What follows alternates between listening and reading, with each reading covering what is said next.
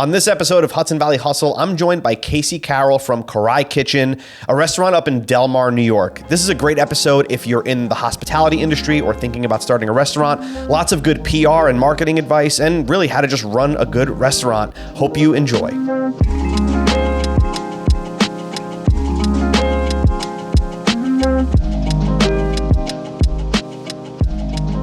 So how do you pronounce the actual name? Because I don't want to mess it up. Perfect. Are we like recording? Oh yeah, absolutely. Okay. Coray. Coray. So if you have to trill the R a little bit. So if you don't roll the R, then it's just Coray. Coray. Okay. But if you can roll your R, Coray. It's Coray. Nice. Yeah. So Coray is the name of Javier's hometown in Honduras. Gotcha. So that's how we arrived at Coray Kitchen. That's amazing. So it's in, is it out, how far outside of Albany? So we're just not even 5 minutes from Albany. We're in Delmar. So We're right across the bridge. Gotcha. Yeah, restaurant business, my understanding of it anyway, I used to work in it pretty much all my early, career and teenage, early adult life. I was in restaurants, food service, hospitality. Cool. Mm-hmm. I think everybody should work in food service at some point in their life. Mm-hmm. But a tough business. So what makes it successful? Oh, there's so many pieces that go into making it successful. Not to be kind of wishy-washy on it, but a lot of times Javi and I will talk about the importance of it really being your passion and something that we have a ton of soul and interest in, an incredible amount of passion. So it makes the, quote, hard times feel just a part of the journey versus something that we're schlepping through. That being said, passion can take you so far. So there's a lot of skill that goes into actually making it something that can ebb and flow with the market, with the supply chain, with changing customer demands and food sensitivities and food desires and all the cultural pieces that are in the mix. So there's a lot of different pieces that come into food, which makes it the challenge and also makes it, as we see it, the opportunity for something really impactful in the community. For us, and I think the early success we've been able to have at Coray is, this skill part, which is that both of us have been working in food since we were 16. So like you were saying too, it was my first job. I absolutely fell in love with it. And I really saw it as a career and something that, sure, are there parts of the food industry, especially restaurants, where we might want to shift culture a little bit to make it more sustainable and supportive to families and mental health and all the different pieces. But I really saw it early on as something that could be an amazing career and something where I could fulfill myself. And the same with Javier, who is my life partner, my husband, but also my business partner and the chef of the restaurant. And I think both of us really came at it from that angle and then have grown up in the industry, really working our way up, Javi working his way up from dishwasher all the way to executive chef in San Francisco before we moved back to Albany area. And then me starting as a busser, Nice. A server assistant, and then moving in and out of front of house roles into management and then into marketing, storytelling, brand development, business development for food brands too. So kind of pulling all of those things together is, I think, the dynamic that has helped us be successful in this early launch part. I think especially too as a husband and wife team, right? Coming from similar backgrounds, I think probably helps because I know you've heard so many stories of husband and wife teams that it's really hard to make that work. And I'm sure it's not always sunshine and rainbows, right? Yeah. But it's really hard to make that because it's usually one person that's a little bit more into it than the other, but we're both in it. Yeah. The good news about Javi and I is that as partnerships in business as well, is that we have a very similar work ethic. We have shared goals, we have shared values, motivations, and we really know how to differentiate our life at home versus our life in the business. We also met at work.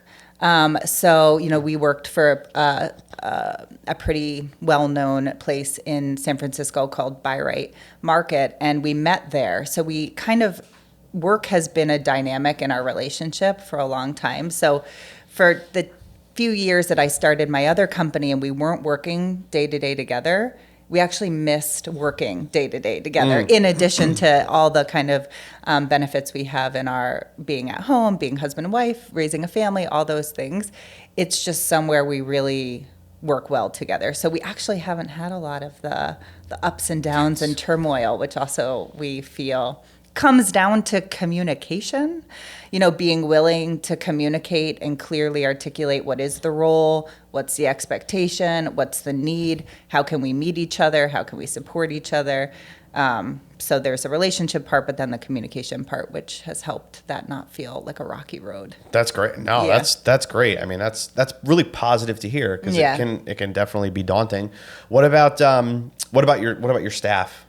Oh my gosh, one of the concerns we had in starting, in looking for a location and kind of that early part of starting the business was labor, simply because we all know that it's been hard to attract, retain, continue to grow, develop talent around.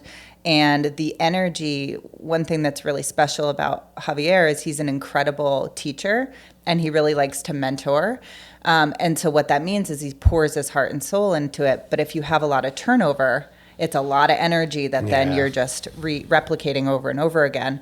And so that was one of our main concerns. And when we kind of locked in the location in Delmar, and the local press did an article about us, we had our whole staff come to us. We did not post one job posting. We did no recruiting, and we weren't even open yet. We didn't open till the end of November, and we hired a full team in October. Wow. And we just feel like that speaks to the vision of the restaurant. It speaks to the culture and dynamic that we're trying to create at the restaurant, and to the readiness for the community that the community had for some farm to table, something with a little bit more meaning, creativity, and a place where they could really take their food careers to the next level as well. So we staffed up and just crossed our fingers that they would stay with us till we opened, because it was the unpredictable liquor license scenario that so many restaurants struggle with, of when will we get it and how will that impact opening. And they all stuck with us. And so we have a team of 15 folks between front and back of house. And I think that's one of the things we're most proud of, that we get so much feedback on in, reviews we get, or just customers talking to us at the restaurant, is the power of our staff, how they really are facilitating an experience, how they care about the storytelling about the food, the relationship the back and front of house have together. So, that's where we feel like the most lucky and happy with how it shaped up. That's wild, because that's another area where I know a lot of businesses are struggling finding help, and hospitality especially, I think, is taking a big hit with the labor market, right? Oh yeah, somebody's looking out for us for sure. We got so lucky, and they're all super skilled, incredible people in their in each of their way, but they work as a team incredibly well, which is really some of that magic that creates the food experience, that some people don't realize. But if you have that team that really cares about each other and is like looking out for one another and not competitive or staying in their own role, that really affects, how the food comes out and how your experience is in the front. Of course. I think the food is great. The person bringing it to you and serving it to you is the other 75% of that, almost, because you can have a killer restaurant with killer food. If your staff sucks, I'm not going back. You're going there for an experience, right? My wife and I just recently, I think it was for her birthday, we went out to a restaurant, pretty prominent restaurant in the area, not cheap by any means, definitely a little bit more on the higher end. And you would go there and you would expect the food was great, and it was like a Thursday night, not a crazy night. Yeah. There was not 50 tables around us filled, and the service was just horrible. I'm like, what is happening? Yeah. And I feel like that experience is happening more and more and more. So to hear that, that's like, I'm there. I'm like, well, we talked about it in the hiring process right up to the upfront. And I think that's from my background in storytelling, business building, brand building, community building, all the pieces I bring to it. But we talked to folks about what we see this as a potential for people to gather and have something meaningful happen in the restaurant, which is Javier's amazing food, but is also whatever might happen at that table. And their tending that. They're caretaking that. So we were even saying to them, you can ditch the word server, you can ditch the word bartender, really think about yourself as facilitating an experience for people, and how do we start to change that role? The people that were interested in that stayed on board and became part of our team. So they're kind of delivering that, which has been nice. We did just get a state grant called the BEST grant. So we applied with the town of Bethlehem for a $75,000 grant, which we were just awarded, to put in a outdoor patio as well as edible landscaping and a chef's garden. So we're starting that in 3 weeks, and that should be done by July 1. That's awesome. And that's going to provide a lot of the herbs and vegetables and, sweet potato vines and shishito peppers and stuff we're going to use in the kitchen. And we'll do some events around it as well. But we do have to hire 3 more staff as per kind of the regulations of the grant. Okay. 3 full-time staff in the area. So now we're like, okay, round 2. We're going to be now getting that next level of staff, and we'll see how the market responds to us, and hopefully we'll have a similar thing become, because that is a really, we've been lucky, and that doesn't mean we'll continue to be lucky, because it is a huge challenge in the hospitality industry of staffing, but yeah. I'm keeping my fingers Is that crossed. grant available to is it hospitality? Yes. Is it mainly hospitality? No, it's an amazing opportunity, I think, for small business to really look into, something that I think about a lot is like, I know there's funding available. How can we find it and get it to benefit the local economy and small businesses? So anybody can apply for it. Really, it's about kind of economic development and community revitalization and rebuilding. So for us, putting in a chef's garden that's going to enable us to have a lot more green space for the community, place to connect with their food, a direct relationship between what they're surrounded by and then what's coming out of the kitchen. We also source a lot of the food from our own garden at our house, which is a fairly large garden that Javi farms.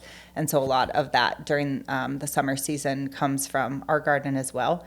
So I think that's why we were a really good candidate, but the town of Bethlehem was an amazing kind of partner with us, helping us navigate that process. Yeah. I know there's a couple other small businesses up there that have applied for it and have been awarded it. But if you're listening and are a small business, look for funding and look at the BEST grant and see if that might be an opportunity for you. We got the cap for what our project was, which was $75,000, but I think it can go up higher if you have a bigger project that you're working on. The BEST, it's called the BEST. BEST. Gotcha. Yeah. And it's a statewide, New York statewide grant. Yeah. That's great. Good for you. Thank you. Congrats. Yeah, we're That's really huge. happy. Yeah. Yeah, but it sounds like it's a positive thing that's going to benefit the community. Yes. It's obviously going to benefit the restaurant, but Yep. it's also going to give 3 more jobs. Yes, exactly. Which is it sounds positive all around. Like when funds like that are being used for things like that, I can get behind it. Yes, I can get behind. Yeah. I'm not a huge fan of how the government spends money, but things like that benefits people like you, I'm all for it. Yeah, because it benefits everyone for sure. No, it's good. Are you planning a similar type of PR strategy for I know you didn't plan to get all that staff from a PR piece, but No. you going to try it again or? Well, we'll see. We've been really lucky to get media and press who's just been interested in the restaurant and in coming in and sharing about it a little bit. So hopefully they'll continue to do that. Even the grant award just got some good press upstate in the capital region, which has been really, really nice. So we'll see what happens. I think we'll probably go with that strategy. But also, the power of word of mouth and referral is like the almighty power, in my opinion, when it comes to any kind of marketing. And so the relationships we have with our customers and the conversations we're having day to day is also, not that we're relying on that for, recruitment or staffing, but we're getting a lot of interest in jobs through that. So we're going to continue to just be transparent with our community about what we're doing and what we're needing to continue to grow and serve them in the way that we're wanting. And hopefully that'll also bring some new interest into for absolutely. the roles. Yeah. How important do you think it is for, whether it's a new restaurant, a seasoned restaurant, any kind of food or hospitality business for getting that press, for getting media, for getting PR, for how crucial is it to the growth? I know word of mouth is obviously, like you said, it's the most powerful thing, but you can't really control it. Right. So how important is that media side for a restaurant to get noticed? I always believe in like a good mix of things. I think earned media and getting press is really important because, to your point, you can't control all the narrative, and you also can't control what's going out into the press and media, but you can to some degree. Mm-hmm. And I think that's where, if you have some really important tools, like your message and your talking points, and you develop relationships with press and media where you're really trying to mutually benefit each other in what their needs are and what you're hoping to get out into the world, and then having little tools like your photography ready or video assets ready or having your press kit ready. All of that I think is hugely important for any business, but especially in restaurant and hospitality, when so much is kind of like building that momentum, getting some of that image, spreading into larger markets that might be surrounding your area as a local business. Never put all your eggs in one basket. And again, there's a lot of ways that you can, through your own shared content and other content, like build that out. But I think it's a really important tool. Plus, the press and media are just amazing, great people like us, who you can just be in relationship with and invite into the restaurant, invite into your experience. And I think there's been this kind of like either fear of that, of like critique and review. And it's like, you're not going to get all great critiques and reviews. Sure. It's okay. So I think like either there's a fear or there's kind of like a distancing. It's like, oh, the press and me. Whereas I don't believe there needs to be that. And I think it's just about kind of like reaching across that line and having that be a part of your general communications. Yeah. Are the food critic like horror stories a real thing when it comes to restaurants? Is that like, do they still exist? Like the newspaper critic who you're relying on that review to come through to boost your restaurant? Is that still a thing? I think it's a thing, especially in local markets. And I also think it's totally changing.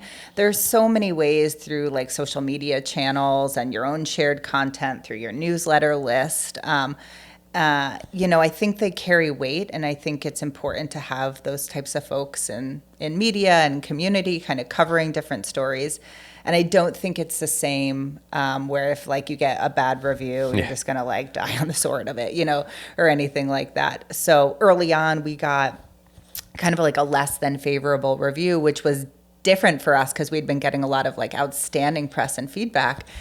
And my whole feeling with it was like, that's great. Everybody has an opinion, and, I think it's just a matter of being able to take the punches and roll with them, and also be confident in what your vision is and what you're serving, and just continue to move on, and things like that. So that whole landscape is changing. Yeah. For sure. I always tell clients, businesses, when it comes to reviews, they get so hung up on the negative ones. Mm-hmm. Yep. And it's like, but you have 50 positives that you didn't say anything about. That's right. Yeah, that's right. And I mean, speaking to, just like marketing comm strategies, like we were just talking about a little bit, being good to your reviews is a very, very smart approach for anybody in a service-oriented business or where you're getting a lot of reviews, because there are so many great reviews, and I make a point to respond to almost all of them in person directly, whether they're private messages on OpenTable or on our Google profile, or personal letters that we get written to us, whether they're positive or negative or somewhere in between with feedback. It's so important. That is like a direct opportunity to be in dialogue, get market research, understand what folks want and need. They're like gold. And then also, they're this beautiful gold that help you get increase your search optimization in that way, especially if you're leveraging Google and OpenTable and things like that. So I'm like, you got your perfect little marketing thing right there. Just really care about your reviews and learn from them, process them, and respond to them. Don't just let them pile up and forget about them. I say it all the time, positive or negative, respond. Yes, Show that exactly. you care. If somebody's taking the time, positive or negative, to write about you, take 2 seconds to just give a response, it's definitely worth it. I mean, it Yeah. puts a human side to the business Exactly. too, Yeah. which that's what people want. People want human connection. It's not, they're not connected to a business or a restaurant. They're connected to people there. Exactly. So, Yeah. put that human element in there for sure. You talked about Google and OpenTable. You did not mention Yelp. How do you feel about Yelp? I feel in the middle about Yelp. Okay, because I'm very extreme about Yelp, that I can't stand the company, but I don't even. I mean, it doesn't hurt me or benefit me, but I've seen it. I can't stand it. We tend to avoid Yelp Perfect. more. Yeah. Yeah. You know, I think That's a nice way of saying it, Casey. Yeah, I try to be. You're very diplomatic. I like try to be that. diplomatic about these things because, again, we've gotten some people customers in there who pride themselves on being Yelp reviewers and really do their due diligence and go in and provide very thoughtful reviews for restaurants and really care about their platform and are leveraging Yelp in that way.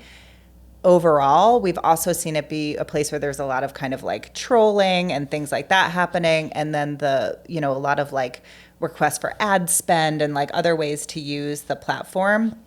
That again, there's always the pro and con. So like leverage the good out of it and kind of just like not focus so much on the other pieces of it. But in our priority and vision, we're getting 90% more reviews on OpenTable and on Google. So that's good for us because we can it's more of an owned space for us to be able to connect with than on Yelp. Yeah, for me, it's not so much the Yelpers. That's the issue. It's the Yelp. Yeah. That's the issue because Yeah. I know some practices they have. Yelp. It's the Yelp. They suppress positive reviews if you're not spending ads, if you're not running ads on their platform, or they'll show the bad and they'll say, hey, listen, you get good reviews, we'll spend some ad spend and we'll get you back up there. And it's like and you can't take your restaurant off of it either, which is right. I wish we could, Yeah. and I would have. But I think the other thing though is that again, in terms of like diversifying and kind of decentralizing the power of something like that, it's like if you have all these other platforms where people can engage in, and you're just prioritizing that in your own communications and requesting feedback on platforms like OpenTable or Google versus kind of like given the weight to some of these other platforms, that's the way we can kind of take control if we can't take it off. We recently just discovered Yelp can post your like score that you're getting through, now I'm going to forget what it's called, but basically where they come in and they check like your excellent compliance, of everything, that your kitchen is in working order and that you're following all the protocols. And I mean, it's public information. And of course we post it in the front of the restaurant. Everybody has to post these compliance standards, but now Yelp can access them and they're posting them on theirs. And a couple customers asked how we felt about that. And I was like, well, I mean, it holds people accountable. We have an excellent score, so we feel okay with that. But it's also a little bit of like, oh, okay. Big Brother's really watching now at this point. Absolutely. Yeah. Again, I'm not a fan personally. But so how do you, are you doing any paid media for Coray? Nothing? Nope. Okay. Yeah, we haven't done any paid options yet. I mean, again, we're so new that budget is so tight. And I think in general in food service, margins are very tight. So we have to manage our kind of budgets and our spend very carefully. To your point in the beginning about success, I feel like Javier is so skilled over all the years of training in California. We worked for a place that's a B Corp and focused on a lot of like zero waste in the kitchen. It's impossible to be a zero waste kitchen, but very low waste. And that helped us with like margins and profitability and managing portions and inventory, which is a key part of success. And then that same is true in terms of like all the budgets, like how we're managing our beverage inventory or our ad spend or our marketing dollars. Gotcha. Like all has to be very well monitored to be able to kind of like flux with the market and the seasons and how people eat. And Sure. What about your own media? Are you active on social? How are you? So how are you doing that? Yeah. So mostly, we're mostly active on Instagram and Facebook at this point. And we're at Coray Kitchen, so you can find us on either of the platforms. And we kind of keep it there. We are really also kind of like generating a really awesome newsletter list, which has been great because, again, that's just like our owned platform where we have control. We get to talk about like prefix menus that are coming out early and give some kind of like sneak peek ideas, updates on, and some of that lives on social too, but the newsletter has been, we were surprised by how many subscribers actually we had before we opened. I had put a sign up on the website and I opened it and I was like, we had 500 subscribers and we hadn't even opened yet. So that's I was awesome. Feeling really excited about that. And that's kind of my preference for how we would build relationship versus like getting into managing too many channels, which takes on a life of its own. Yeah. I was just on the phone before you got here with a client that is struggling with the audience that they have on social that they're not able to reach. Yeah. But their email list is nothing. Yeah. It's like the last true owned list that you can have. I think it's so important for any business to try to build up that email list. Yeah. How are you building yours? Is it mostly in the restaurant? Is it online? Is it a mixture of both? Right now, it's been mostly on the website. You know, we haven't really pushed it too hard. You know, we don't have anything like on the menu or little cards that we're giving out with sign up yet. So it's just been, I think, genuine interest, but also we're providing real value. And I think that's the real thing for newsletters. Yeah. People who are building up their lists to think about is like, what are we offering them that's different? You know, we're offering them behind the scenes stories. We're giving them sneak peeks into prefix. We're going to get, you know, we offer like a whole bunch of different things, you know, like actual value add versus just like sign up for my newsletter. Here's the newsletter, sign up for my newsletter. That's kind of like the call to action that isn't really a call to action. So that's what we're focused on mostly. And then social is really for us less about trying to like convert customers, although that's awesome if that happens, but is really just about building community, sharing what's happening, showing food is so beautiful and it's so special and everybody has a memory or a moment that it triggers to them. So for social, we're not trying to like squeeze it for anything. We're really just trying to use it as a way to like share and offer something to people who want to engage with it that way. And then hopefully that builds interest, but that's kind of like the cherry on top. Yeah, that's great. Yeah. No, that's great. Yeah, it's it sounds like you have a very well-rounded marketing plan, almost like you worked in marketing or work in marketing. It's crazy. Yeah, it's amazing how that happens. Yes, I did. You know, we've talked about this, but my first business, I still run it, but my first business is a brand building firm, and we do a lot of marketing and communications, more storytelling communications, but obviously that, you know, interplays with marketing. So having that background, I think also is supportive because I think it can feel really scattered and overwhelming starting a business of like, I have to do everything and what do I have to do? And just because I have that foundation, I feel clear about like, where do we prioritize, where to put the energy, where we can grow in over time. We can't do everything or be everything for everyone. Here's how we stay who we are and like refine our kind of communications channels that way. Because I sympathize, empathize. It can feel like totally daunting to be like, I opened this restaurant. Now we have like 700 new things we have to keep up with between like social channels and reservation platforms and your POS and all the things coming in. So simple and like with intention. That's always my go-to recommendation. Anytime we work with a new client, no matter the size, I just feel like on the marketing side of things, there's just complete and utter disorganization.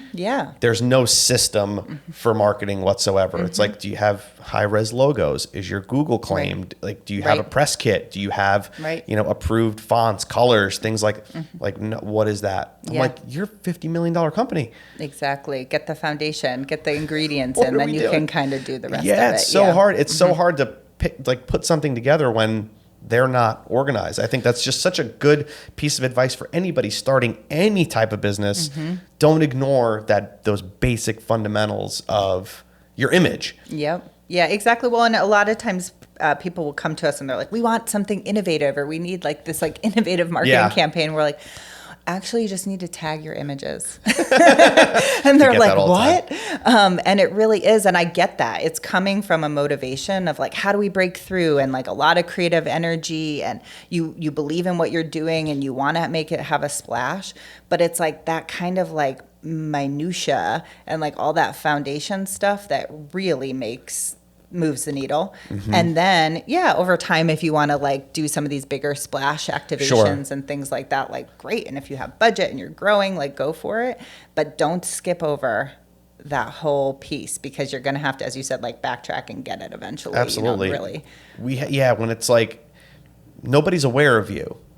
Let's not worry about making the most artistic, beautiful, crazy, creative, funny thing when at the root of it, you need to figure out how to tell people you exist. Yeah. Have you responded to the email that somebody wrote you, like asking for? Exactly. Absolutely. No, it's great. It's good. It's just good sound advice. Yeah. So where's the restaurant located? How can people contact, make a reservation? Yes, we would love to have any and everybody into the restaurant. We are a smaller restaurant, so we do seat only 45 inside, as well as the patio will add 30 people once we're open. Nice. So if you want patio outdoor seating, come in July.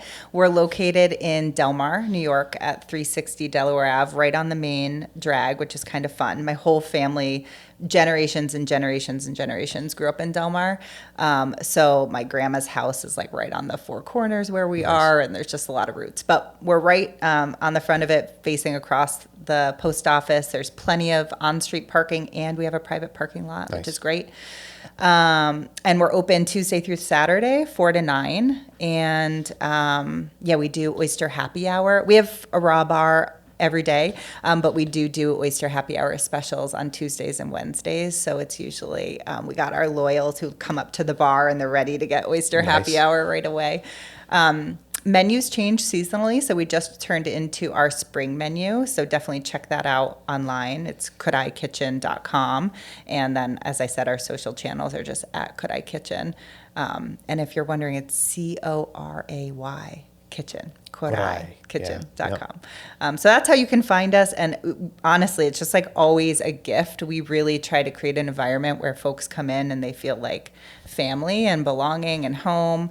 So if anybody's listening and curious about farm to table food, seasonal food with global flavors, and trying something different, we'd love to have them. Sounds delicious. Any last minute advice for any budding entrepreneur or restaurateur that is looking to open up their first spot? Reach out to me. Really, my advice would be to contact me. I think another thing that gets like missed in like thinking about all the digital tools and ways we can do this is like, just make human connections, look for mentors, ask folks who have done it before you, be super humble, and just reach out and make connections. I am 100%. I want everybody who wants to be an entrepreneur to be a successful entrepreneur. I love this path, and I hope that folks find their way into it. So my advice would just be to reach out to me and seriously take me up on that. It's not just, something I'm throwing out there. This is what I like live and breathe to do. So I'm available for anybody interested in the path. Fantastic. Well, thank you so much for coming on. This has been great, and Thanks, good luck Joe. with everything to you and Javi. Thank you. I hope to come up there soon. I was going to give it a try. We got to do it. So okay. thank you so much.